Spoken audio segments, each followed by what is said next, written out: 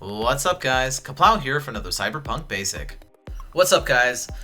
Today we're going to talk about operating systems in Cyberpunk 2077, and let's get started. So, what I want to talk about today is the four primary stats for any operating system.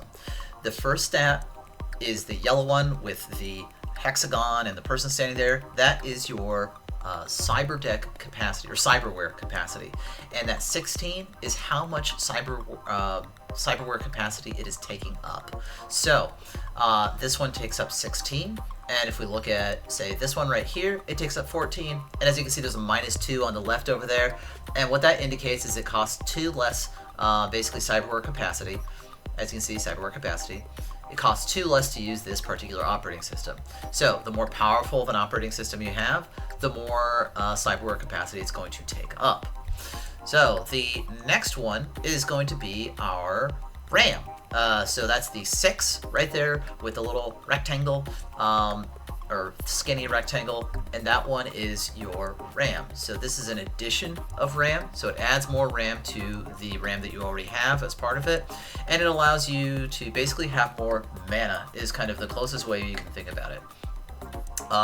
And so it's like you use mana to use your spells, like turning off cameras. That usually costs a certain amount of RAM. It then negates that RAM. So this is an increase in RAM that you get when you use this particular cyberware operating system. The second and last one are your slots. So that's the 5 right there with the SD card looking thing. And basically that one is a 5, which means you have 5 slots. Some of them have fewer slots. This one only has 4. So if we exit out of this menu and take a look at the slots, this is basically how many slots you have for mods. So these are the mods that I currently have installed, and I have 5 mods installed because there are 5 slots.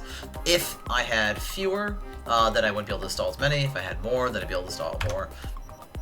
All good stuff. So let's go back, talk to this gentleman. And we're going to talk about our last stat, which is the buffer. So that's the yellow one with like the digital looking thing, and that it has a 6. So for that 6, that is the increase in buffer I receive from using this operating system. So the increase in buffer, what that does is anytime I go like hack a wall safe, or I'm hacking into a computer or something like that, that's basically the amount of time or attempts that I get in order to be able to finish hacking that item. So if I want to, say, hack in and steal credits and get quick hack components and all that fun stuff, then the increase in buffer gives me more attempts, which basically gives me some breathing room in order to be able to get more out of those interactions as possible. I hope this is helpful talking about these 4 separate stats. If you have any questions, throw them in the comments. If you like this video, give it a like. And if you need anything else, find me when you need me.